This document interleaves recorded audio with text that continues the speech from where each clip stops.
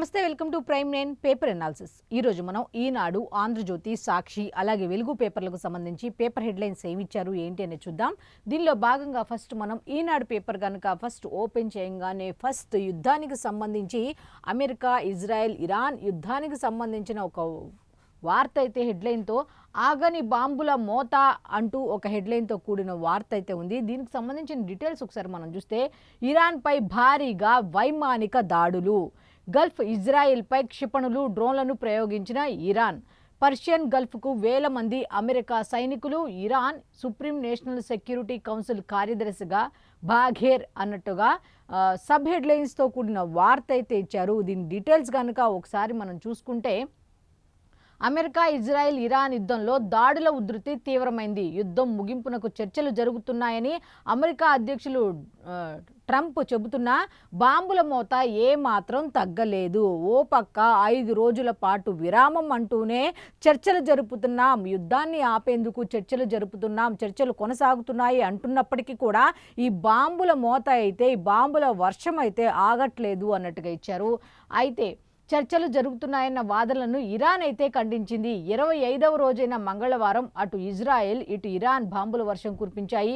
Iran, లెబనాన్లపై Israel వైమానిక దాడులతో విరుచుకుపడింది అంటూ దీంట్లో డీటెయిల్స్ అయితే ఇవ్వడం జరిగింది. ట్రంప్ అయితే చర్చలకు అయితే మేము సిద్ధంగా ఉన్నామని గతంలో చెప్పి, తర్వాత లేము అంటూనే ఈ యుద్ధం అయితే కొనసాగుతుంది, ఎప్పటికీ ముగుస్తుందో ఏంటో తెలియదు అనుకున్న టైంలో ఈ హర్మూజ్ జలసంధి గురించి 48 గంటల పాటు మీరు కనుక తెలియకపోతే ఇరాన్లోని విద్యుత్ కేంద్రాలను ధ్వంసం చేస్తాము అంటూ హెచ్చరిక చేసిన నేపథ్యంలో ఇరాన్ కూడా ధీటుగా స్పందించి పూర్తిగా క్లోజ్ చేస్తే ఏం చేస్తాం అన్నట్టుగా సమాధానం ఇవ్వటంతో ఇప్పుడు దానికి ఏం చెయ్యాలో తెలియని పరిస్థితుల్లో అయితే ప్రపంచం వణిగిపోతోంది. ఈ చమురుకు సంబంధించి, ఈ వాణిజ్య వ్యాపారాలకు సంబంధించి. అయితే ఇటువంటి పరిస్థితుల్లో వెనక్కి తగ్గడమే బెటర్ అనుకున్నారేమో. ఒక 5 రోజుల పాటు అయితే యుద్ధానికి విరామం ప్రకటించినట్టుగానే ప్రకటించి చర్చలు జరుపుతున్నామంటూ చెప్తూనే ఈ బాంబుల వర్షం అయితే కురిపిస్తోంది అమెరికా, ఇజ్రాయెల్, ఇరాన్పై అన్నట్టుగా తెలుస్తోంది. అయితే ఎటువంటి చర్చలు జరగట్లేదు, ఇదంతా అబద్ధం అంటూ ఇరాన్ కూడా దీన్ని ఖండించడం జరిగింది. అయితే దీనికి సంబంధించిన ఇంకా డీటెయిల్స్ ఉన్నాయి. ఆ డీటెయిల్స్ కూడా ఒకసారి మనం ఏమిటో చూస్తే, గల్ఫ్ దేశాలతో పాటు ఇజ్రాయెల్పై ఇరాన్ క్షిపణులు, డ్రోన్లను ప్రయోగించింది. మరోవైపు పర్షియన్ గల్ఫ్ దిశగా వేల మంది అమెరికా సైనికులు తరలుతున్నారు. Iran supreme national security council కార్యదర్శిగా మహమ్మద్ బాఘేర్ నియమితులైనట్టుగా తెలుస్తోంది. ఇరాన్కు సంబంధించి సైనికులు అయితే Iran supreme national security council కార్యదర్శిగా అయితే బాఘేర్ నియమితులైనట్టుగా తెలుస్తుంది. ప్రధాని మోదీతో ట్రంప్ ఫోన్లో చర్చలు జరిపారు. పశ్చిమాసియా పరిస్థితిపై చర్చించారు. చర్చలకు ఆతిథ్యం ఇస్తామని పాకిస్తాన్ అయితే ప్రకటించినట్టుగా తెలుస్తోంది. పశ్చిమాసియా యుద్ధం ముగిసే సూచనలు కనిపించకపోవడంతో ముడి చమురు బ్యారెల్ ధర మళ్ళీ $100 దాటింది అన్నట్టుగా తెలుస్తోంది. అయితే యుద్ధం కారణంగా ఖతార్లో జరగాల్సిన పాప్ గాయని షకీరా అంటూ ఆమెకు సంబంధించిన గాయని షకీరా అంటూ దానికి సంబంధించి క్యాన్సిల్ అయినట్టుగా ఉంది యుద్ధానికి సంబంధించి. అయితే దీని ఓవరాల్గా డీటెయిల్స్ కనుక మనం చూసుకుంటే, అయితే ఈ చర్చలకు సంబంధించి మేము ఆతిథ్యం ఇస్తాము అంటూ పాకిస్తాన్ కూడా ఎంటర్ అయినట్టుగా తెలుస్తోంది. అయితే ప్రధానమంత్రి నరేంద్ర మోదీ గారు కూడా ట్రంప్కు ఫోన్ చేసి మాట్లాడినట్టుగా తెలుస్తోంది. ఈ యుద్ధం, ఈ పశ్చిమాసియా యుద్ధానికి సంబంధించి వాళ్ళు డిస్కస్ చేసుకున్నట్టుగా తెలుస్తోంది. ఏ విధంగా అయినా సరే ఈ యుద్ధాన్ని ఆపే ప్రయత్నం చేద్దాం, ఒకవేళ మీరు గనక సామరస్యంగా పరిష్కరించుకొని మాట్లాడుకునేటట్టుగా ఉంటే మేము కూడా ఈ చర్చల్లో భాగస్వాములు అవుతాం, మేము కూడా ఈ శాంతియుతమైన చర్చల్లో భాగస్వామ్యం అవుతాం అన్నట్టుగా ప్రధానమంత్రి నరేంద్ర మోదీ గారు కూడా ఆ చర్చల్లో డిస్కస్ చేసినట్టుగా తెలుస్తోంది. అయితే ఓవరాల్గా అయితే 5 రోజుల విరామం అనేది జస్ట్ ఏదో తాత్కాలికంగానే ప్రకటించారా అంటే ఎస్ అనే చెప్పొచ్చు. ఎందుకంటే ఈ ట్రంప్ ఎప్పుడైతే 5 రోజుల విరామాన్ని ప్రకటించారో నెక్స్ట్ ఇరాన్ వెంటనే ఖండించింది కూడా, ఎటువంటి చర్చలు జరగట్లేదు అని చెప్పి. ఈలోపు 5 రోజుల విరామం అన్న వెంటనే కూడా అది ప్రకటించిన కొంతసేపటికే కూడా బాంబుల వర్షం కురిసింది అన్నట్టుగా తెలుస్తోంది. అయితే నిన్న కూడా ఇజ్రాయెల్కి సంబంధించి అలాగే ఇరాన్కి సంబంధించి ఒకదానిపై ఒకటి బాంబుల వర్షం కురిపించినట్టుగా కూడా తెలిసినట్టుగా తెలుస్తోంది. అయితే హర్మూజ్పై దృష్టి, ప్రధాని మోదీకి ట్రంప్ ఫోన్ అంటూ కూడా దీనికి సంబంధించింది ఇంకోటి ఉంది. అయితే హర్మూజ్ జలసంధిని ఎలా అయినా తెరిపించాలి, యుద్ధం ఆగితే కానీ తెరుచుకునే పరిస్థితి లేదు. కాబట్టి దీనికి సంబంధించి ట్రంప్ ప్రధానమంత్రి నరేంద్ర మోదీ గారితో డిస్కస్ చేశారు అన్నట్టుగా తెలుస్తోంది. ఒకసారి డీటెయిల్స్ కనుక ఒకసారి మనం చూస్తే, చమురు రవాణాకు కీలకంగా ఉన్న హర్మూజ్ జలసంధిపై భారత్ అమెరికా దృష్టి సారించాయి అన్నట్టుగా ఇచ్చారు. ఇందులో భాగంగా ప్రధాని నరేంద్ర మోదీకి అమెరికా అధ్యక్షులు డొనాల్డ్ ట్రంప్ ఫోన్ చేశారు. పశ్చిమాసియా పరిస్థితిపై ఇద్దరు నేతలు చర్చించారు. అంతర్జాతీయ రవాణా కోసం హర్ముజ్ను తెరిచి ఉంచేందుకు పశ్చిమాసియాలో శాంతి స్థాపనకు గట్టి మద్దతిస్తామని ఈ సందర్భంగా ప్రధానమంత్రి నరేంద్ర మోదీ స్పష్టం చేసినట్టుగా తెలుస్తోంది. ఎప్పుడు కూడా యుద్ధాలు కాదు, ఏదన్నా సాధించాలి అంటే సామరస్యక చర్చలు మాత్రమే ఫలిస్తాయని మొదటి నుంచి కూడా ప్రధానమంత్రి నరేంద్ర మోదీ గారు చెప్పడం జరిగింది. అదేవిధంగా ఇప్పుడు పశ్చిమాసియాకు సంబంధించి యుద్ధానికి సంబంధించి శాంతియుతంగా చర్చలు జరిపే అవకాశం ఉంటే అటువంటి వాటికి ఖచ్చితంగా అయితే మేమైతే మద్దతు ఇస్తామంటూ ప్రధానమంత్రి నరేంద్ర మోదీ గారు కూడా ఈ డిస్కషన్లో చెప్పినట్టుగా తెలుస్తోంది. అయితే దీనికి సంబంధించిన కంప్లీట్ డీటెయిల్స్ అన్ని కూడా పేజ్ నెంబర్ 2లో ఉన్నాయి. నెక్స్ట్ ఇంకొక వార్త ఉంది. ఆ వార్త కూడా ఏంటనేది ఒకసారి మనం చూస్తే,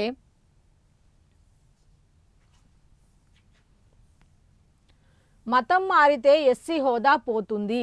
మతం మారితే ఈ మధ్య కాలంలో ఎక్కువగా వింటున్న వార్త ఏమిటి అంటే మతం మారటం ఈ ఎస్సీలుగా చేంజ్ అవ్వటం అనేది ఉంది. అయితే దీన్ని అయితే సుప్రీంకోర్టు ఖండించినట్టుగా తెలుస్తోంది.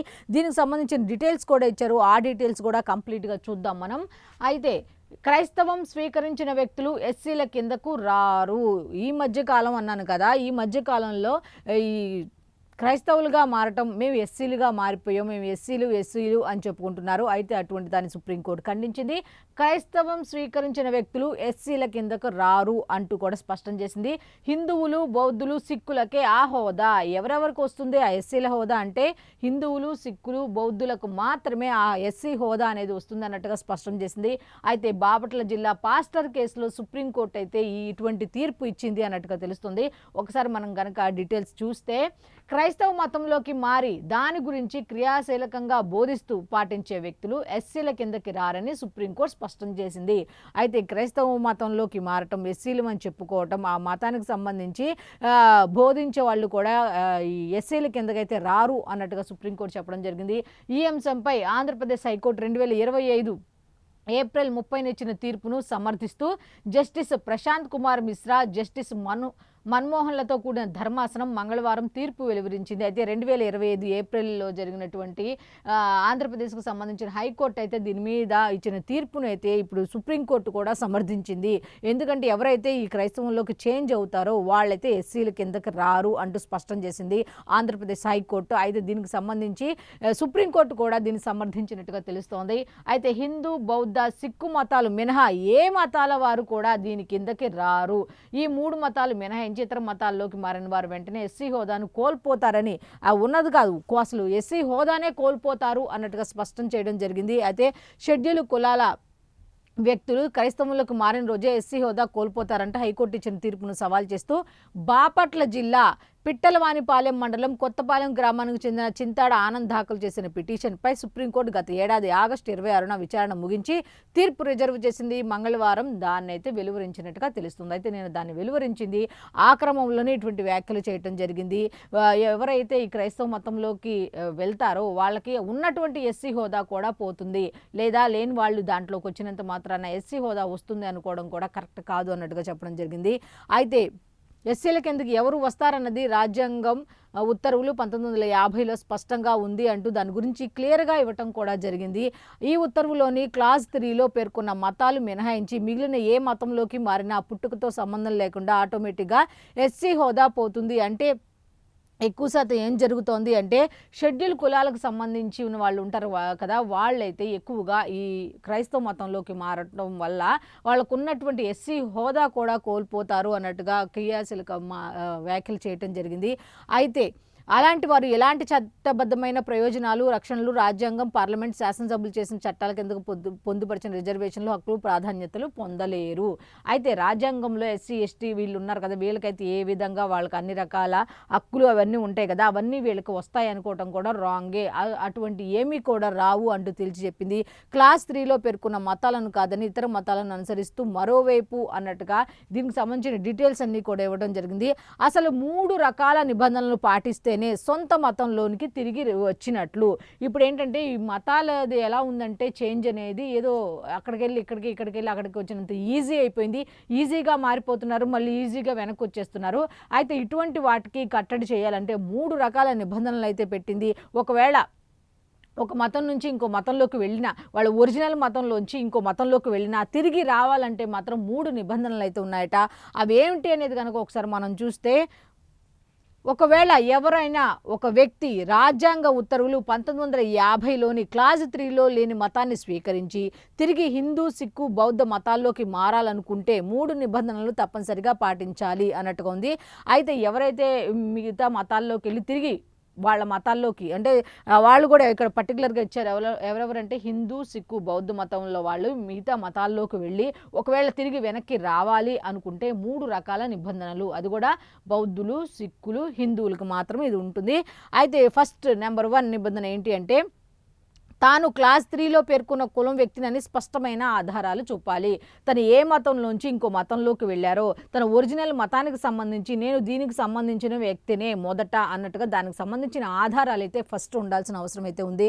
నెక్స్ట్ రెండో నిబంధన ఏంటంటే, తొలుత స్వీకరించిన మతాన్ని పూర్తిగా త్యజించినట్లు తన వాస్తవ మతంలోకి మళ్ళీ మారానని చెప్పడానికి విశ్వసనీయమైన బలమైన ఆధారాలు చూపాలి. అయితే ఫస్ట్ తన ఒరిజినల్ మతానికి సంబంధించి నేను ఈ విధంగా ఉన్నానని ఒకటో నిబంధన ఎలా ఉందో, రెండో దాంట్లో కూడా నేను నెక్స్ట్ అంతకుముందు చేంజ్ అయిన దాన్ని కూడా నేను పూర్తిగా వదిలేశాను అని చెప్పడానికి కొన్ని రకాల బలమైన సాక్ష్యాలు, ఆధారాలు కూడా ఉండాలి. అప్పుడు మాత్రమే మళ్ళీ నీ ఒరిజినల్ మతంలోకి వచ్చే ఛాన్స్ ఉంటుంది.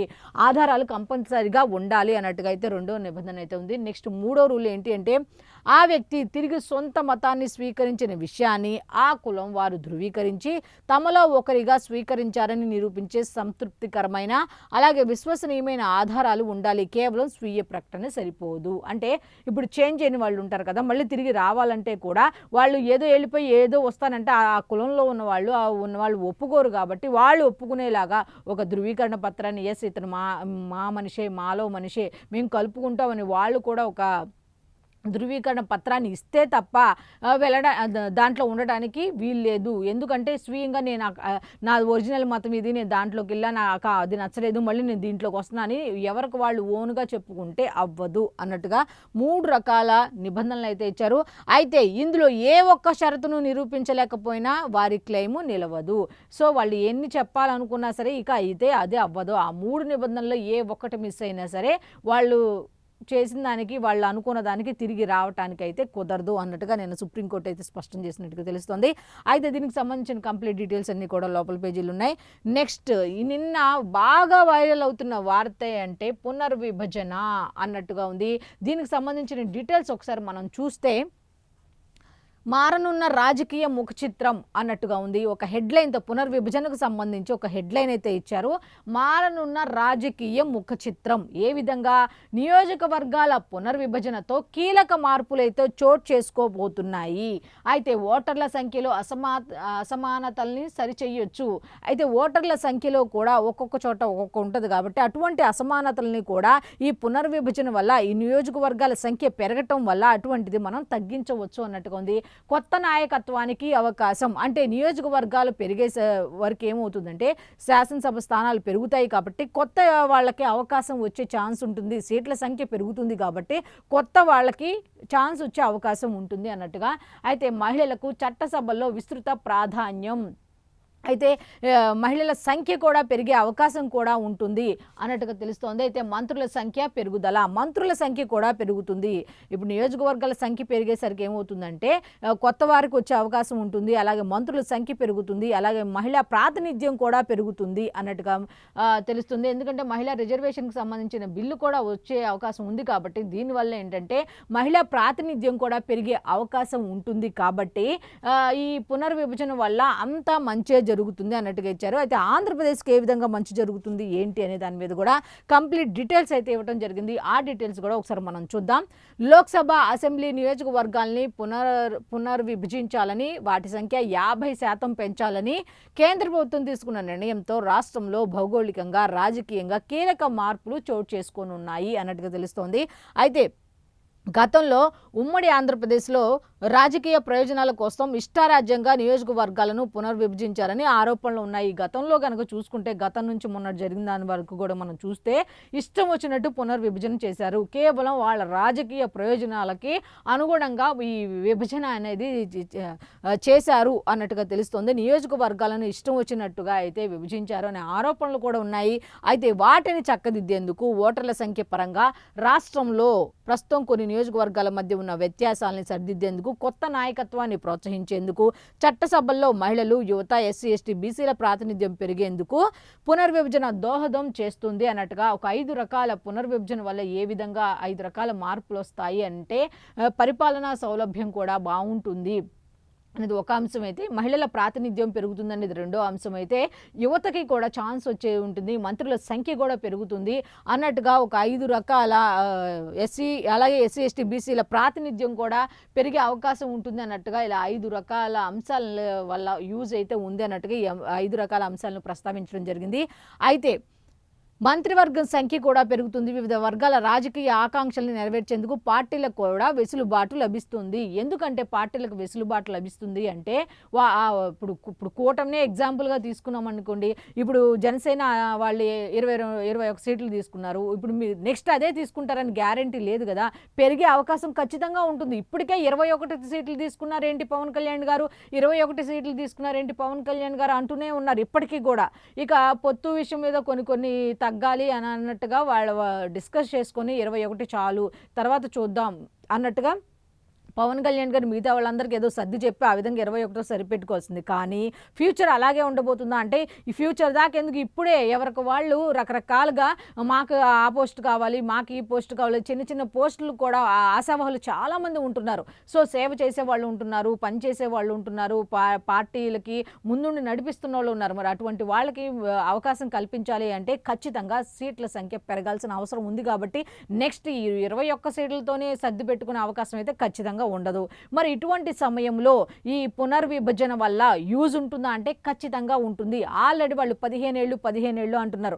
మరి సీట్ల సంఖ్య పెరిగితే మళ్ళీ ఇప్పుడు ఒకళ్ళని తీసుకొని ఒకళ్ళని తీసేసినా వాళ్ళ కోపం, వాళ్ళ నుంచేసి వీళ్ళకి ఇవ్వకపోయినా ఒకళ్ళ కోపం. మరి ఇటువంటి వాళ్ళందరినీ ఎలా సాటిస్ఫై చేయాలి అంటే ఈ విధంగా సీట్ల సంఖ్య కనుక పెరిగితే ఒక రకంగా వాళ్ళు బలంగా ముందుకెళ్లే అవకాశం అయితే ఖచ్చితంగా ఉంటుందని చెప్పుకోవచ్చు.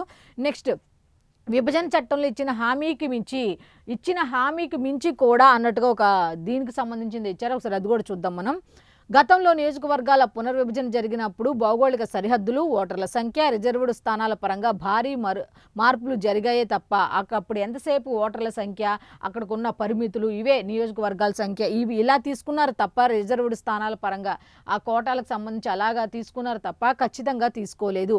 మొత్తంగా నియోజకవర్గాల సంఖ్య మాత్రం పెరగలేదు. ఎన్ని తీసుకున్నా సరే నియోజకవర్గాల సంఖ్య మాత్రం అలాగే ఉంది కానీ ఏం పెరగలేదు. అయితే దానికి భిన్నంగా ఈసారి నియోజకవర్గాల సంఖ్య భారీగా పెరగబోతుంది. ఏపీలో ఇప్పుడు 175 ఉన్నాయి. ఇవి ఎక్కడికి పెరగబోతున్నాయి అంటే 225కు పెంచుతామని విభజన చట్టంలో కేంద్రం హామీ ఇచ్చింది. అంటే 29% సీట్లు పెరిగేవి.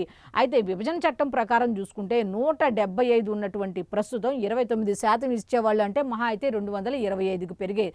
కాకపోతే ఇప్పుడు కేంద్ర ప్రభుత్వం ఏం చేసిందంటే ఈ ఉత్తరాంధ్ర దక్షిణాది రాష్ట్రాల మధ్య విభేదాలు రాకుండా 50% సీట్ల కేటాయింపు, ఎవరికి ఎక్కడా కూడా అసమానతలు రాకుండా, అరే ఉత్తరాది వాళ్ళు వాళ్ళకు పెరుగుతుందని, దక్షిణాది వాళ్ళు మా ప్రాతినిధ్యం తగ్గుతుంది, మా రాజకీయ బలం తగ్గుతుంది అనే విషయాన్ని వాళ్ళు ఆలోచించకుండా ఉండేందుకు 50% చాలా తెలివిగా 50% సీట్ల కేటాయింపు, ఎక్కడికి కూడా ఎవరికి విభేదాలు రాకుండా 50% సీట్ల పెంపు అన్నట్టుగా ఈక్వల్గా ఇచ్చింది.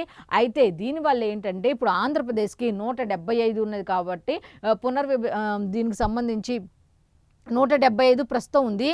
అయితే 29% అయితే పెంచవుతారు కాబట్టి దీనికి సంబంధించి 225కు మాత్రమే చేరేది 29% అయితే. కానీ ఇప్పుడు 50% ఇవ్వటం వల్ల 263 స్థానాలకి పెరిగే అవకాశం ఉంటుంది. కాబట్టి ఒక రకంగా ఇది ఆంధ్రప్రదేశ్కి అయితే మంచి వార్త అనే చెప్పొచ్చు. అయితే పరిపాలనది కూడా చేసే విధానం కూడా బాగుంటుంది కాబట్టి ఆంధ్రప్రదేశ్కి అయితే మంచిది అని చెప్పి తీసుకున్నానండి. అంటే కేంద్ర ప్రభుత్వం తాజాగా తీసుకున్న ఈ నిర్ణయం వల్ల ఆంధ్రప్రదేశ్కి అయితే యూజ్ ఉంటుంది అన్నట్టుగా తెలుస్తోంది. అయితే ఇంకా దీని మీద కంప్లీట్ డీటెయిల్స్ కూడా ఇచ్చారు. దానికి సంబంధించిన కంప్లీట్ డీటెయిల్స్ అన్నీ కూడా పేజ్ నెంబర్ 11లో ఉన్నాయి. నెక్స్ట్ ఇంకొక వార్త ఉంది, అది కూడా ఏంటి అనేది ఒకసారి మనం చూస్తే, పైపులు తగలబడిన ఘటన వెనుక విద్రోహ చర్య ఉంది. నిన్న అమరావతిలో జరిగినటువంటి అగ్ని ప్రమాదానికి సంబంధించి ముఖ్యమంత్రి నారా చంద్రబాబు నాయుడు గారు అయితే కొన్ని రకాల అనుమానాలు అయితే వ్యక్తం చేసినట్టుగా తెలుస్తోంది. ఏంటి ఆ అనుమానాలు అంటే, చిన్న నిప్పు రవ్వ అంటుకుంటే ఇంత ప్రమాదం జరగదు కదా, ఇది జనరల్ ఎవరికైనా వచ్చేది. సేమ్ ఆయన కూడా అదే ఎక్స్ప్రెస్ చేశారు. చిన్న నిప్పు రవ్వ అంటుకుంటేనే అంత పెద్ద ప్రమాదం జరుగుతుందా? వరుస ఘటనల వెనుక కుట్ర కోణం ఏమన్నా దాగి ఉందా? ఆ కోణంలో మీరు దర్యాప్తు చేయండి, ఎంక్వైరీ చేయండి. అయితే ఫోరెన్సిక్ ఆధారాలతో 24 గంటల్లోగా నిగ్గు తేల్చాలి. ఇది కాలక్షేపం చేసేది కాదు. నాకు ఖచ్చితంగా 24 గంటల్లో వాస్తవాలు అనేవి తెలియాలి అంటూ డీజీపీ ఇతర పోలీసు అధికారులకు ముఖ్యమంత్రి నారా చంద్రబాబు నాయుడు గారు అయితే ఆదేశాలు జారీ చేసినట్టుగా తెలుస్తోంది. నెక్స్ట్ ఇంకొక వార్త ఉంది. దీనికి సంబంధించిన వార్త డీటెయిల్స్ అనే లోపల పేజీలో ఉంటే ఇంకొక వార్త కూడా ఉంది. ఆ వార్త కూడా ఏంటి ఒకసారి మనం చూస్తే, భయం వద్దు, చాలినన్ని పెట్రోల్ నిల్వలు ఉన్నాయి, కేంద్ర ప్రభుత్వం స్పష్టీకరణ అంటూ ఒక వార్త అయితే ఉంది. ఓ పక్క కేంద్ర ప్రభుత్వం నుంచి హర్మూజ్ జలసంధిని మూసేస్తాం అంటూ అటు నుంచి 1-2 యుద్ధ నౌకలు తప్ప ఎక్కువ అసలు ఏ చమురుకు సంబంధించిన ఏ నౌకల్ని కూడా పంపించట్లేదు ఈ యుద్ధం వల్ల. అయితే దీనికి సంబంధించి కేంద్ర ప్రభుత్వం అయితే ఒకటి స్పష్టం చేసింది, భయం వద్దు, మనకు కావాల్సినవన్నీ చమురు నిల్వలు ఉన్నాయి అంటూ మొన్న ఒక 2-3 షిప్పులు కూడా వచ్చినాయి. కాబట్టి దీని మీద అయితే భయపడాల్సిన అవసరం లేదు అంటూ భరోసా ఇచ్చినట్టుగా తెలుస్తోంది. అయితే దీనికి సంబంధించిన కంప్లీట్ డీటెయిల్స్ అన్నీ కూడా లోపల పేజీలో ఉన్నాయి. నెక్స్ట్, తొలి కారుణ్య మరణం పరిసమాప్తి. కారుణ్య మరణం అనేది కూడా మొదటిది అయితే పరిసమాప్తి అయిందట. అయితే ఎయిమ్స్లో తుదిశ్వాస విడిచిన హరీష్ రాణా అన్నట్టుగా ఒక వార్త అయితే ఉంది. అయితే దీనికి సంబంధించిన కంప్లీట్ డీటెయిల్స్ అన్నీ కూడా లోపల పేజీలో ఉన్నాయి. నెక్స్ట్ ఇంకొక వార్త ఉంది. ఆ వార్త కూడా ఏంటి అనేది ఒకసారి మనం చూస్తే, విజయవాడలో జిహాద్ కోసం అల్ మాలిక్ ఇస్లామిక్ యూత్ అనేవాళ్ళు ఒక గ్రూపుగా తయారయ్యి ఏర్పాటు చేసిన విజయవాడ వాసి రహమతుల్లా షరీఫ్ విజయవాడలో ఈ ఉగ్రవాద కలయికలను అయితే గుర్తించినట్టుగా తెలుస్తోంది. వీళ్ళకి సంబంధించిన డీటెయిల్స్ కనుక ఒకసారి చూస్తే, అల్ ఖైదా ICSలతో సంప్రదింపులు దేశవ్యాప్తంగా నెట్వర్క్ వేస్తే విస్తరించి ఉందట. అయితే దీనికి సంబంధించిన డీటెయిల్స్ ఒకసారి మనం చూస్తే, యువతలో ఉగ్రవాద భావజాలాన్ని పెంపొందించడం, వారిని జిహాద్ కోసం సన్నద్ధం చేయటమే లక్ష్యంగా విజయవాడకు చెందిన యువకులు మహమ్మద్ రహమతుల్లా షరీఫ్, మిర్జా సోహైల్ బేగ్, మహమ్మద్ దానిష్లు కలిసి అల్ మాలిక్ ఇస్లామిక్ యూత్ పేరిట ఓ గ్రూపు ఏర్పాటు చేసుకున్నారని కౌంటర్ ఇంటెలిజెన్స్ విభాగం అయితే తేల్చి చెప్పిందట. అయితే దీనికి సంబంధించి జిహాద్ కోసం సంబంధించి 3 యువకులైతే విజయవాడలో అయితే వాళ్ళ కార్యకలాపాలు నిర్వహించేలాగా ఒక గ్రూపునైతే ఏర్పాటు చేసుకున్నారట. అయితే వీరు నిషేధిత ఉగ్రవాద సంస్థలైన Al Qaeda in Indian subcontinent ICSతో నిరంతర సంబంధాలు కొనసాగిస్తున్నట్లు గుర్తించారట. అయితే మొత్తానికి వీళ్ళు గ్రూప్ ఏర్పాటు చేసుకోవడమే కాకుండా నిషేధిత సంస్థలైనటువంటి వాటితో కూడా వీళ్ళు కాంటాక్ట్లో ఉన్నట్టుగా తెలుస్తోంది. విదేశాల్లోని హ్యాండ్లర్ల ఆదేశాల మేరకు భారత్పై యుద్ధం కోసం వీరు పనిచేస్తున్నట్లు నిర్ధారించింది. అయితే విదేశాల్లోని హ్యాండర్ల ఆదేశాల మేరకు విదేశాల్లో ఎవరైతే ఉంటారో వాళ్ళ సూచనల మేరకు వీళ్ళు అయితే భారత్లో యుద్ధానికి సంబంధించి వీరు ఖచ్చితంగా దానికోసమే పనిచేస్తున్నట్టుగా వీళ్ళైతే గుర్తించడం జరిగింది. దేశవ్యాప్తంగాను పలు రాష్ట్రాల్లో ఈ నెట్వర్క్ విస్తరించినట్టు తెలిసింది. వీరి 3 ఉగ్రవాద శిక్షణ పొందడానికి 4 రోజుల్లోగా పాకిస్తాన్కు వెళ్లేందుకు ఏర్పాట్లు చేసుకున్నట్లు గుర్తించింది. విజయవాడలోని వేర్వేరు ప్రాంతాల్లో వీరు 3 సోమవారం అదుపులోకి తీసుకుంది అన్నట్టుగా దీని మీద కంప్లీట్ డీటెయిల్స్ అయితే ఇవ్వడం జరిగింది. అయితే మొత్తానికి ఈ 3 అయితే పాకిస్తాన్ వెళ్ళి ట్రైనింగ్ తీసుకోవాలి దీనికి సంబంధించి అన్నట్టుగా వీళ్ళన్నీ సిద్ధం చేసుకున్నట్టుగా తెలుస్తోంది. అయితే ఈ వివరాలన్నీ కూడా అయితే ఈ 3 కూడా విజయవాడకు సంబంధించి వేరు ప్రాంతాల్లో గుర్తించినట్టుగా తెలుస్తోంది. అయితే దీనికి సంబంధించిన కంప్లీట్ డీటెయిల్స్ అన్నీ కూడా పేజ్ నెంబర్ 2లో ఉన్నాయి. నెక్స్ట్ ఇంకొక వార్త ఉంది. RDTకి FCRA అనుమతులు అన్నట్టుగా ఒక హెడ్లైన్తో కూడిన వార్త ఉంది. అయితే ముద్ర వేసిన కేంద్ర హోంశాఖ అయితే ఎట్టకేలకైతే కేంద్ర హోంశాఖ అయితే ఆమోద ముద్ర వేసినట్టుగా తెలుస్తోంది. ఫలించిన సీఎం చంద్రబాబు, మంత్రి లోకేష్ కృషి అన్నట్టుగా తెలుస్తోంది. యథాతథంగా కొనసాగనున్న సంస్థ సేవలు అన్నట్టుగా ఒక వార్త అయితే ఉంది. డీటెయిల్స్ చూస్తే, తెలుగు రాష్ట్రాల్లో గ్రామీణ పేదలకు సేవలు అందిస్తున్నటువంటి రూరల్ డెవలప్మెంట్ ట్రస్ట్కు కేంద్రం శుభవార్త అయితే అందించింది. ఏమిటి అంటే, సంస్థ FCRA కింద నిధులు సేకరించేందుకు అంటే ఫారిన్ కాంట్రిబ్యూషన్ రెగ్యులేషన్ యాక్ట్ కింద నిధులు సేకరించేందుకైతే కేంద్ర హోంశాఖ అయితే ఆమోదం తెలిపింది అన్నట్టుగా తెలుస్తోంది. దీంతో సంస్థ సేవలు పూర్తి స్థాయిలో కొనసాగనున్నాయి అన్నట్టు తెలుస్తుంది. అనుమతుల మంజూరుపై మంత్రి లోకేష్ అలాగే ముఖ్యమంత్రి నారా చంద్రబాబు నాయుడు కూడా హర్షం వ్యక్తం చేసినట్టుగా తెలుస్తుంది. గ్రామీణ ప్రాంతాలకు ఈ సేవలు అందించవచ్చు దీనివల్ల ఈ నిధులు సమీకరించినట్టుగా తెలుస్తుంది. దీనికి సంబంధించిన కంప్లీట్ డీటెయిల్స్ అన్ని కూడా పేజ్ నెంబర్ 3లో ఉన్నాయి. నెక్స్ట్ ఇంకొక వార్త ఉంది. ఆ వార్త కూడా ఏంటి అనేది ఒకసారి మనం చూస్తే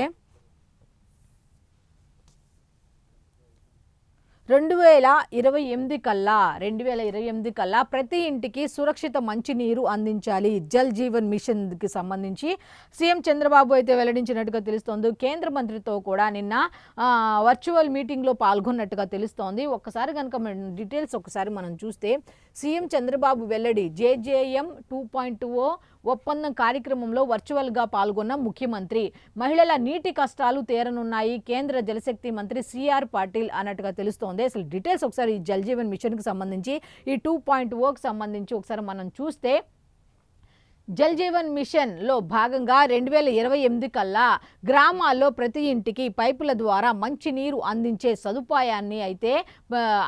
సదుపాయంతో ప్రభుత్వాలు ముందుకు వెళ్తోంది అన్నట్టుగా ముఖ్యమంత్రి నారా చంద్రబాబు నాయుడు గారు కూడా స్పష్టం చేయడం జరిగింది. గ్రామీణ తాగునీటి సరఫరా వ్యవస్థలో ఆపరేషన్ మెయింటెనెన్స్కు అత్యధిక ప్రాధాన్యం ఇస్తున్నామన్నారు. ఇందుకోసం 2025 సెప్టెంబర్లోనే సమగ్ర విధానాన్ని ప్రకటించినట్లు గుర్తు చేశారు. JJM 2.0పై ఢిల్లీలో మంగళవారం కేంద్ర రాష్ట్ర ప్రభుత్వాల మధ్య అవగాహన ఒప్పందం కుదిరింది.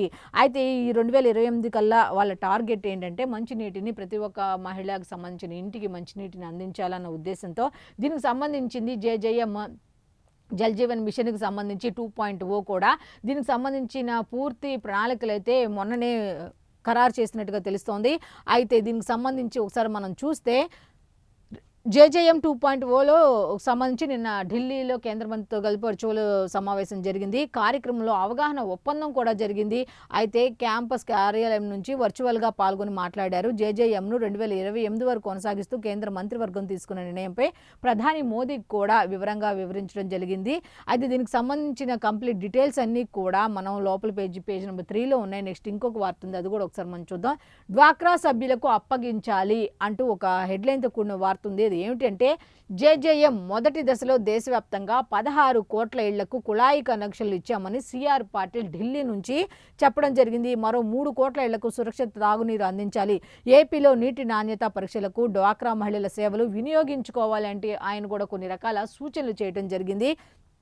JJM 2.0 ద్వారా ఏపీలో ప్రతి ఇంటికి కుళాయి కనెక్షన్ ఇచ్చి సురక్షిత నీటిని అందించాలనే లక్ష్యంతో త్వరలో నెరవేరుతుంది. దేశంలో 9 కోట్ల మంది మహిళలు దూరం నుంచి నీరు తెచ్చుకునే కష్టాలు తప్పుతాయంటూ ఆయన కూడా నేను చెప్పడం జరిగింది. ఈ మొత్తానికైతే 2028 కల్లా రాష్ట్రంలోని ప్రతి మహిళకి, అలాగే రాష్ట్రం అనే కాదు అన్ని రాష్ట్రాలతో నిర్వహించారు కాబట్టి మన రాష్ట్రానికి సంబంధించి అందరూ జనరల్గా దేశవ్యాప్తంగా 2028 కల్లా ప్రతి ఇంటికి కూడా కుళాయిల ద్వారా మంచినీటి సౌకర్యాన్ని కల్పించాలి అన్నట్టుగా తెలుస్తోంది. అయితే ఆంధ్రప్రదేశ్కు సంబంధించి కూడా ఈ డ్వాక్రా మహిళలకి వచ్చే వాటర్ కూడా వాళ్ళని ఇన్వాల్వ్ చేయాలి, నాణ్యత ఎలా ఉంది ఏంటి అనేది పరిశీలించడానికి వాళ్ళ సేవలు వినియోగించుకోవాలి అన్నట్టుగా ఆయన సూచించడం కూడా జరిగింది.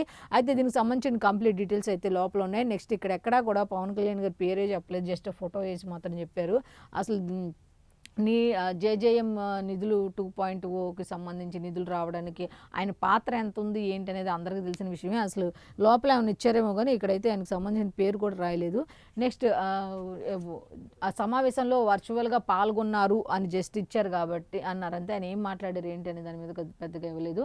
నెక్స్ట్ ఇంకొక వార్త ఉంది, ఆ వార్త కూడా ఒకసారి మనం చూద్దాం. పారిశ్రామిక రంగానికి భవ్యమైన తోడ్పాటు అంటూ రాష్ట్రానికి 30 తెచ్చుకునేందుకే ప్రభుత్వం యత్నం.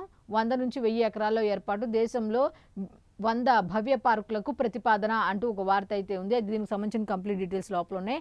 నెక్స్ట్ సాక్షి పేపర్కి వెళ్ళిపోదాం. సాక్షి పేపర్కి వచ్చేసరికి ఫస్ట్ వార్త, రాయల్ బిర్లా బెంగళూరు అంటూ RCBని కొనుగోలు చేసిన ఆదిత్య బిర్లా గ్రూప్ అంటూ వార్త అయితే ఉంది. నెక్స్ట్ జైంట్స్ స్థాయి పెరిగేనా అంటూ IPL టైటిల్ కోసం కొత్త ఆశలతో లక్నో సూపర్ జైంట్స్ జట్టు అన్నట్టుగా ఒక వార్త అయితే ఇచ్చారు. IPLకి సంబంధించిన 2 వార్తలు అయితే దీనికి సంబంధించి ఉన్నాయి. డీటెయిల్స్ లోపల ఉన్నాయి. నెక్స్ట్ ఉత్తరాన గట్టి పోరు అన్నట్టుగా ఒక వార్త అయితే ఉంది.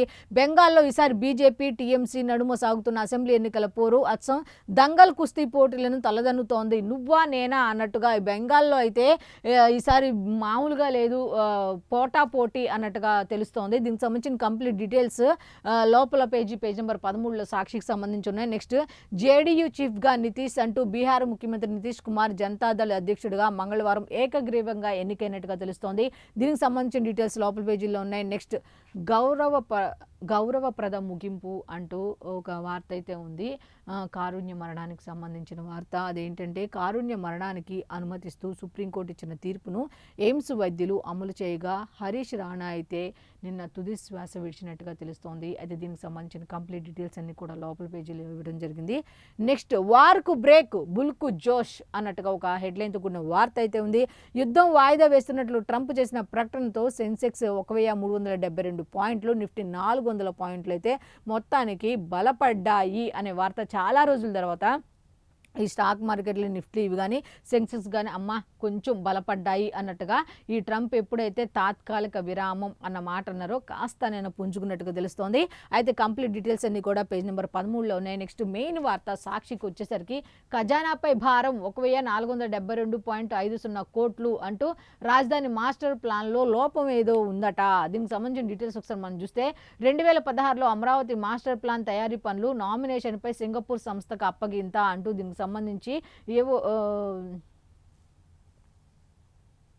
అమరావతి పేరుతో ఒకవైపు అంతులేని అప్పులు, మరోవైపు యథేచ్ఛగా ప్రజాధనం దుర్వినియోగం, రాజధాని నిర్మాణంలో చంద్రబాబు సర్కారు నిర్వాహకులకు ఇదో మరో నిదర్శనం అంటూ రాజధాని నిర్మాణానికి సంబంధించి వేల కోట్లు అయితే వృధా చేస్తున్నారు, కాలక్షేపం చేస్తున్నారు అన్నట్టుగా అమరావతి నిర్మాణానికి సంబంధించి ఫస్ట్ ఎవరు వచ్చారు, ఎవరికి అప్పు చెప్పారు, ఏంటి ఆ తర్వాత ఏం జరిగింది ఏంటి అనే దాని మీద కంప్లీట్ డీటెయిల్స్ ఇచ్చారు. పేజ్ నెంబర్ 2లో కంప్లీట్ డీటెయిల్స్ ఉన్నాయి. నెక్స్ట్ ఇంకొక వార్త ఉంది యుద్ధానికి సంబంధించి, అది కూడా ఏంటని ఒకసారి మనం చూస్తే అయినా ఆగని దాడులు అంటూ బ్రేక్ ప్రకటించినప్పటికీ యుద్ధానికి సంబంధించి ఈ దాడులు అయితే ఆగట్లేదు అన్నట్టుగా ఇచ్చారు. దీనికి సంబంధించిన కంప్లీట్ డీటెయిల్స్ లోపల ఉన్నాయి. అయితే సమర్థంగా ఈ సంక్షోభాన్ని సమర్థంగా ఎదుర్కొందాం అంటూ ప్రధానమంత్రి నరేంద్ర మోదీ గారు కూడా పిలుపునివ్వడం జరిగింది. అయితే హర్మోజును తెరవాల్సిందే అంటూ స్వేచ్ఛాయుత నౌకాయానికి వీలు కల్పించాలి అన్నట్టుగా కూడా ట్రంప్ కానీ మోదీ కానీ ఇద్దరు డిస్కస్ చేసుకుని మాట్లాడుకున్నట్టుగా ఉంది. అయితే శాసనసభ స్థానాలు 263కి పెంపు, 175 నుంచి 263కి శాసనసభ స్థానాలు పెరుగుతాయి అన్నట్టుగా తెలుస్తుంది. పునర్విభజన వల్ల కేంద్ర ప్రభుత్వం నిన్న తీసుకున్న నిర్ణయం వల్ల అయితే 50% అంటే 175 నుంచి 263కి అసెంబ్లీ స్థానాలు పెరుగుతాయి అన్నట్టుగా వార్త అయితే ఇచ్చారు. నెక్స్ట్ వార్డు సచివాలయ ఉద్యోగిపై మూకుమ్మడి దాడి చేశారట. తిరుపతిలో సీఎన్ ప్రింటర్స్ యజమానులు దాష్టికం చేశారన్నట్టుగా ఒక వార్త అయితే ఉంది. నెక్స్ట్ ఉద్యోగుల పాలిట రుబాబు పాలన, బాబు పాలనకి రుబాబు పాలన అని టైటిల్ ఇచ్చారు. అయితే బాగుంది టైటిల్, రుబాబు పాలన అన్నట్టుగా. గ్రామ వార్డు సచివాలయ ఉద్యోగుల పరిస్థితి మరీ దారుణంగా తయారైంది, వాళ్ళ పరిస్థితి మరీ దయనీయంగా ఉంది, రుబాబు చేస్తున్నారు అన్నట్టుగా ఉంది. దీనికి సంబంధించిన డీటెయిల్స్ లోపల ఉన్నాయి. నెక్స్ట్ ఫలించిన వైఎస్ఆర్సీపీ ప్రజా పోరాటం అట. ఆర్డీటీ సంస్థకు ఎఫ్సిఆర్ఏను పునరుద్ధరించిన కేంద్రం. ఇది వాళ్ళేమో అమ్మయ్య అని వాళ్ళు గాలి పిలుచుకుంటున్నారు. ఎవరు? చంద్రబాబు నాయుడు గారు, లోకేష్ గారు హర్షం వ్యక్తం చేశారు, వాళ్ళ కష్టం ఫలించింది అన్నట్టుగా. వీళ్ళేమో ఇంక ఎవరి కష్టం వాళ్ళదే. ఫలించిన వైఎస్ఆర్సీపీ ప్రజా పోరాటం చేసిందన్న వల్ల కేంద్రం అయితే దిగొచ్చి ఏదో చెప్పుకుంటూ వచ్చారు దీనికి సంబంధించి. అయితే కంప్లీట్ డీటెయిల్స్ లోపల ఇచ్చారు. అయితే ఎవరికి వాళ్ళు అనమాట, అంతా మేమే చేసాం, ఎవరికి వాళ్ళు అంతా మేమే చేసాం అన్నట్టుగా.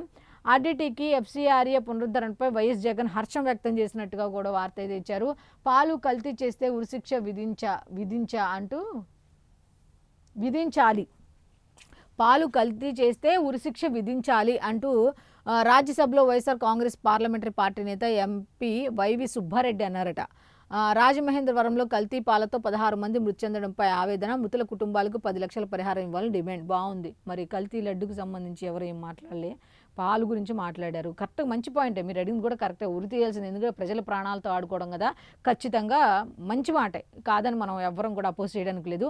మరి కల్తీ నెయ్యికి సంబంధించి, లడ్డూకు సంబంధించి, తిరుమల తిరుపతి దేవస్థానానికి సంబంధించి మరి ఉరి తీయాలి తప్పు చేసిన వాళ్ళు అనే మాట ఎందుకు వాడలేదు అని కొంతమంది ప్రశ్న. సో దీనికి సంబంధించిన డీటెయిల్స్ కూడా లోపల ఉన్నాయి. నెక్స్ట్ ఇంకొక వార్త ఉంది, అది కూడా ఏంటి అంటే కుట్ర అన్నట్టుగా మహారాష్ట్ర ఉప ముఖ్యమంత్రి అజిత్ పవార్ మరణం వెనుక పెద్ద కుట్ర ఉన్నట్టు బెంగళూరులో కేసు నమోదైనట్టుగా ఒక వార్త అయితే ఇచ్చారు. నెక్స్ట్ పట్టణాల్లో వార్డుల సంఖ్య పెంపు, ఇంటర్ ప్రవేశాలకు నోటిఫికేషన్, అలాగే నేడు అద్దంకి నియోజకవర్గ నాయకులతో వైఎస్ జగన్ భేటీ కానున్నారట. అద్దంకిలో అయితే నియోజకవర్గ నేతలతో వైఎస్ఆర్సీపీ అధ్యక్షులు ఉదయం 11 గంటలకు అయితే సమావేశం జరుగుతుంది తాడేపల్లిలోని. ఆయన అక్కడే ఉంటారు, వీళ్ళే అక్కడికి వెళ్తారన్నమాట. ఆయన అక్కడికి వెళ్ళరు. అయితే ఆయన ఎక్కడ ఉంటే జనం అక్కడికి వస్తారు, కార్యకర్తలు అక్కడికి వస్తారు. అక్కడే సెంట్రల్ తాడేపల్లి కేంద్ర కార్యాలయంలో ఇటువంటి సమావేశం జరిగింది. చూద్దాం అసలు ఈసారి ఏం టాపిక్లు ఏమవుతారు, ఏం మాట్లాడతారు ఏంటి అనే దాని మీద చూస్తే దీనికి సంబంధించిన కంప్లీట్ డీటెయిల్స్ లోపల పేజీల్లో ఉన్నాయి. నెక్స్ట్ ఆంధ్రజ్యోతికి వెళ్ళిపోదాం. ఆంధ్రజ్యోతిలోకి వెళ్ళేసరికి ఫస్ట్ వార్త వచ్చేసరికి ఆర్డీటీ సేవలకు గ్రీన్ సిగ్నల్ అయితే లభించింది, ఎఫ్సీఆర్ఏ రెన్యువల్ చేసిన కేంద్ర ప్రభుత్వం అంటూ ఒక హెడ్లైన్తో కూడిన వార్త అయితే ఉంది. నెక్స్ట్ క్రైస్తవంలోకి మారితే ఎస్సీ హోదా రద్దే. చూసారా, క్రైస్తవంలోకి మారితే ఎస్సీ హోదా రద్దే అనే దాని మీద అసలు సాక్షిలో వార్త అనేది మెయిన్ పేపర్లో వార్తే లేదు. సుప్రీంకోర్టు ఇచ్చింది ఇది, కనీసం దీనికి సంబంధించింది హెడ్లైన్ కూడా లేదు. ఏ మారుమూల లోపల ఏమైనా ఇచ్చారో కానీ మెయిన్ పేపర్లో అయితే లేదు. క్రైస్తవంలోకి మారితే ఎస్సీ హోదా రద్దే, వారికి ఎస్సీ ఎస్టీ అట్రాసిటీ చట్టం వర్తించదు అని సుప్రీంకోర్టు చెప్పడం జరిగింది. అయితే నెక్స్ట్ ఇంకొక వార్త ఇచ్చారు. ఏమిటి అంటే మహిళా కోటా పునర్విభజనపై ముందుకే 5 రాష్ట్రాల ఎన్నికల్లోపే బిల్లుల ఆమోదానికి సిద్ధమైన కేంద్రం అంటూ పునర్విభజనకు సంబంధించిన భలే ఛాన్సులే, రాష్ట్రంలో నియోజకవర్గాల పెంపు సందడి అన్నట్టు ఒక వార్త అయితే ఉంది. నెక్స్ట్ ఇంకొక వార్త ఉంది. ధరలు తగ్గాలి, రుణాలు తీరాలి అంటూ ప్రజలపై విద్యుత్ భారం తగ్గేలా సంస్కరణలు, విద్యుత్ సంస్థల రుణ విముక్తికి ప్రణాళిక అంటూ ఒక వార్త అయితే ఉంది. దీనికి సంబంధించిన డీటెయిల్స్ అన్నీ కూడా లోపల పేజీలో ఉన్నాయి. యుద్ధం చేద్దామన్నది మీరేగా అంటూ ఇరాన్ వద్ద అణ్వాయుధం ఉండకూడదన్నదే అందరి అభిప్రాయం. మొదట చెప్పింది మా రక్షణ మంత్రి అంటూ, అసలు యుద్ధం చేయమంది నువ్వే కదా అంటూ ట్రంప్ డైరెక్ట్గానే అక్కడే స్పాట్లోనే రక్షణ శాఖ మంత్రి అసలు అంతా నువ్వే కారణం, అక్కడ ఆయుధాలు ఉండకూడదు, ఇరాన్ దగ్గర ఏమి ఉండకూడదు అని అంతా నువ్వే చేసావు అన్నట్టుగా ఆ తప్పంతా అతని మీద నెట్టేసినట్టు తెలుస్తుంది. అయితే గల్ఫ్ దేశాలపై ఇరాన్ దాడులను ఊహించలేదు, అసలు ఈ విధంగా ఉంటాయా, ఇరాన్ ఈ విధంగా దాడులు చేస్తుందా గల్ఫ్ దేశాలపై అనేది ట్రంప్ ఊహించుకోలేదంట. దీన్ని బట్టి ఏమైందంటే ఎవరిని తక్కువ అంచనా వేయకూడదు అనేది మాత్రం ఖచ్చితంగా అర్థమైనట్టుంది. అయితే దీనికి సంబంధించిన కంప్లీట్ డీటెయిల్స్ లోపల ఉన్నాయి. నెక్స్ట్ 20 నిమిషాల్లో లాభం 840 కోట్లు, అమెరికాలో గుర్తు తెలియని పెట్టుబడిదారులకు ట్రేడింగ్లో భారీ లబ్ధి అన్నట్టుగా వార్త అయితే ఉంది. కంప్లీట్ డీటెయిల్స్ లోపల ఉన్నాయి. కాలాయ కాల్చారా, నేను అమరావతిలో జరిగినటువంటి అగ్ని ప్రమాదానికి సంబంధించి కాలాయ కాల్చారా అనే దాని మీద అనుమానాలు వ్యక్తమవుతున్నాయి. అయితే దీని మీద విచారణ చేపట్టాలి, 24 గంటల్లో నాకు నివేదిక కావాలి దీని మీద అంటూ ముఖ్యమంత్రి నారా చంద్రబాబు నాయుడు గారు పోలీసు అధికారులను ఆదేశించడం జరిగింది. నెక్స్ట్ హైటెక్ టెర్రర్ అంటూ విజయవాడలో సోషల్ మీడియా వేదికగా ఉగ్ర రిక్రూట్మెంట్లు, పెద్ద ఎత్తున గ్రూపుల ఏర్పాటుతో యువతకు వల వేశారు అన్నట్టుగా దాంట్లో చిక్కుకున్నారు విజయవాడకు చెందిన ముగ్గురు అన్నట్టు తెలుస్తుంది. కంప్లీట్ డీటెయిల్స్ అయితే లోపల ఉన్నాయి. అయితే బిర్యానీ పార్టీల పేరిట పిలిచి ఉగ్రవాద పాఠాలు నేర్పిస్తున్నారు అన్నట్టుగా తెలుస్తోంది.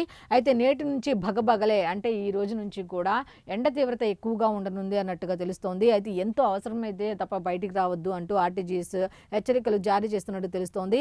అయితే హైయెస్ట్ కర్నూలుకు సంబంధించి 39 డిగ్రీలు ఉందట. నెక్స్ట్ ఉద్యోగినులకు వరం అన్నట్టుగా ఒక వార్త, అలాగే పాఠ్య పుస్తకాల లీక్పై క్రిమినల్ కేసు అంటే ఇంకొక వార్త, పెద్దిరెడ్డి అనుచరుల చేతి వాటం, చిత్తూరులో 7 ఎకరాలు స్వాహా అన్నట్టుగా ఒక వార్త ఉన్నాయి. నెక్స్ట్ 2028 నాటికి ప్రతి ఇంటికి తాగునీరు, జల్ జీవన్ 2.0 ప్రాజెక్టు అమలు అన్నట్టుగా ఒక వార్త అయితే ఉంది. దీనికి సంబంధించిన కంప్లీట్ డీటెయిల్స్ లోపల ఉంటే వెలుగు పేపర్కి వచ్చేసరికి ఫస్ట్ వార్త చూద్దాం. రక్షణ మంత్రిని ఇరికించిన ట్రంప్, ఇరికిచ్చేశారు రక్షణ మంత్రిని అన్నట్టు హెడ్లైన్తో కూడిన వార్త అయితే ఉంది. ఇరాన్పై యుద్ధం చేద్దామన్నది ఆయనేనని కామెంట్ చేశారు అన్నట్టుగా తెలుస్తుంది. నా తప్పే లేదు, అంతా ఆయనే చేశారు అన్నట్టుగా వార్త అయితే ఉంది. ప్రతి ఒక్కళ్ళకి కూడా తప్పు చేయటం, పక్కన వాళ్ళ మీద నెట్టేయటం మన దేశంలోనే కాదు పక్క దేశంలో కూడా ఉంది. అది కంప్లీట్ డీటెయిల్స్ లోపల ఉన్నాయి. నెక్స్ట్ క్రైస్తవంలోకి మారితే ఎస్సీ హోదా రాదు, హిందువులు సిక్కులు బౌద్ధులకే ఆ హోదా అంటూ సుప్రీంకోర్టు తేల్చి చెప్పడం జరిగింది. మోదీకి అయితే ట్రంప్ ఫోన్ చేశారట హర్ముజ్ జలసంధికి సంబంధించి, శాంతి చర్చలకు సంబంధించి. అయితే పేదలకు మంచి చేస్తే ఓరుస్తలేరు అంటే పేర్లు మేము ప్రభుత్వం కాంగ్రెస్ ప్రభుత్వం పేదలకు సేవ చేస్తుందంటే బీఆర్ఎస్ వాళ్ళు ఒప్పుకోవట్లేదు అన్నట్టుగా తెలుస్తోంది. అయితే ప్రజల పట్ల బీఆర్ఎస్కు బాధ్యత లేదు అంటూ డిప్యూటీ సీఎం భట్టి విక్రమార్క చెప్పడం జరిగింది. దీనికి సంబంధించిన కంప్లీట్ డీటెయిల్స్ లోపల ఉన్నాయి. బడ్జెట్లో నిధులపై రచ్చరచ్చ జరిగిందట నిన్న శాసనసభలో. సంక్షేమానికి ఫండ్స్ ఎందుకు తగ్గించారో అంటే మహేశ్వర్ రెడ్డి కూడా ప్రశ్నించడం జరిగింది. నెక్స్ట్ ఇంకొక వార్త ఉంది, అది కూడా చూస్తే ఉద్యోగులు ప్రజాప్రతినిధులు ఈవీలు వాడాలి, ఆ దిశగా ప్రోత్సాహకాలు ఇస్తామంటూ మంత్రి పొన్నం కూడా చెప్పడం జరిగింది. అయితే నెక్స్ట్ ఇంకొక వార్త వార్త ఉంది. ఆ వార్త కూడా ఏంటి ఒకసారి మనం చూస్తే, సర్వర్ల మొరాయింపు, రిజిస్ట్రేషన్లకు బ్రేక్ అంటూ ఒక వార్త అవుతుంది. అనుకోని వాన, హైదరాబాద్ ఆగం, ఆఫీసులు వదిలే వేళ వడగంట్ల వాన కురిసింది నిన్న హైదరాబాద్లో అన్నట్టుగా ఇచ్చారు.